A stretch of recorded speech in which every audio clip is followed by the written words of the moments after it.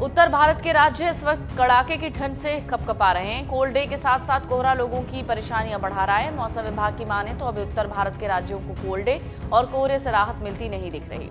मौसम विभाग के मुताबिक उत्तर भारत के राज्यों में अगले 5 दिनों तक घने से बहुत घना कोहरा देखने को मिलेगा। वहीं अगले 3 दिनों के दौरान कोल्ड डे से गंभीर कोल्ड डे की स्थिति रहने वाली है। अब नई दिल्ली के मौसम का हाल बता देते हैं। मौसम विभाग का कहना है कि 20 जनवरी को देश की राजधानी नई दिल्ली में न्यूनतम तापमान 7 डिग्री और अधिकतम तापमान 15 डिग्री रहेगा। वहीं नई दिल्ली में घने से बहुत घना कोहरा और कोल्ड डे से गंभीर कोल्ड डे की स्थिति रहेगी।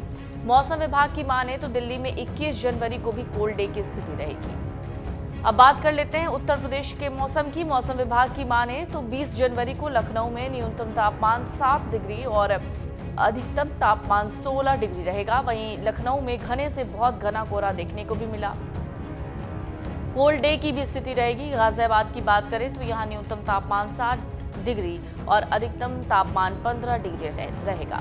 इसी के साथ गाजियाबाद में भी घना कोहरा और गंभीर कोल्ड डे की स्थिति बनी रहेगी। कुछ और जगहों की बात कर लेते हैं। अन्य राज्यों के मौसम का हाल अगर हम आपको इस वक्त बताएं तो मौसम पूर्वानुमान एजेंसी स्काई मेट कहता है कि ओडिशा, छत्तीसगढ़ के कुछ हिस्सों और तमिलनाडु के दक्षिणी तट पर हल्की से मध्यम बारिश हो सकती है। इसी के साथ लक्षद्वीप, दक्षिणी केरल, सिक्किम और अरुणाचल प्रदेश में हल्की बारिश हो सकती है। पंजाब, हरियाणा और पश्चिम उत्तर प्रदेश के कुछ हिस्सों में सुबह और रात के समय और उत्तराखंड और उत्तरी राजस्थान में 1 या 2 स्थानों पर घना से बहुत घना कोहरा छा सकता है। ठंड का प्रकोप थमने का नाम नहीं ले रहा। पंजाब से दिल्ली, एनसीआर और पूर्वी उत्तर प्रदेश तक समूचा पूर्वोत्तर भारत भीषण शीत और घने कोहरे की चपेट में है। मौसम विभाग ने पंजाब, हरियाणा, दिल्ली और यूपी के लिए 23 जनवरी तक ठंड और कोहरे को लेकर रेड और ऑरेंज अलर्ट जारी किया है। इस दौरान पूर्वी भारत में न्यूनतम तापमान 2 से 10 डिग्री के बीच सिमटा रहेगा। पहाड़ी और मैदानी इलाकों में हाड़ कपा देने वाली ठंड पड़ रही है। घने कोहरे से सड़क, रेल और हवाई सेवाएं बाधित हुई हैं। इसके साथ ही आपको बता दें, उत्तर भारत में भीषण सर्दी और घने कोहरे का सबसे बड़ा कारण पश्चिमी विक्षोभ का सक्रिय ना होना है, यानी वेस्टर्न डिस्टर्बेंस का एक्टिव ना होना है। इसके अलावा अल नीनो और जेट स्ट्रीम भी जिम्मेदार है। इन 3 कारकों को भारतीय मौसम विज्ञान विभाग यानी आईएमडी ने मुख्य रूप से जिम्मेदार माना।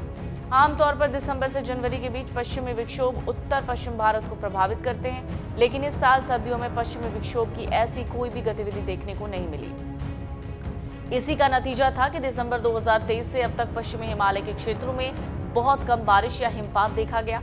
ये क्षेत्र में सामान्य से करीब 80% कम रहा। इसी तरह जनवरी के दौरान 17 तारीख तक क्षेत्र में बारिश करीब 9 के बराबर रही है। मौसम विज्ञान विभाग ने जो ताज़ा अपडेट जारी किया है उसके मुताबिक आपको बता दें, उत्तर भारत में अभी सर्दी और कोहरे के कहर से राहत नहीं मिलने वाली। आईएमडी के मुताबिक 21 जनवरी तक उत्तर पश्चिम भारत के मैदानी इलाकों में गंभीर शीतलहर का खतरा बना रहेगा। इसी दौरान आपको बता दें, पंजाब और हरियाणा में भीषण शीतलहर का कहर भी जारी रहेगा। हिमाचल प्रदेश के बाकी हिस्सों में शीतलहर की स्थिति बनी रहेगी। 20 और 21 जनवरी को उत्तरी राजस्थान, पश्चिमी यूपी में शीतलहर चल सकती है। साथ ही हिमाचल और उत्तराखंड की अगर बात कर ले तो पाला पड़ने की भी आशंका जताई जा रही है। इसी तरह से पंजाब, हरियाणा, उत्तराखंड समेत समूचे उत्तर और मध्य भारत में घना कोहरा छाया रहेगा।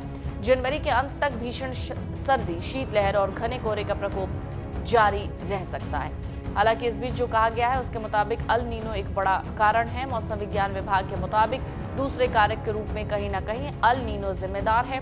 पश्चिमी विक्षोभ यानी वेस्टर्न डिस्टर्बेंस के सक्रिय न होने के लिए भूमध्य रेखीय प्रशांत महासागर के ऊपर बनी अल नीनो की परिस्थितियां भी जिम्मेदार हैं।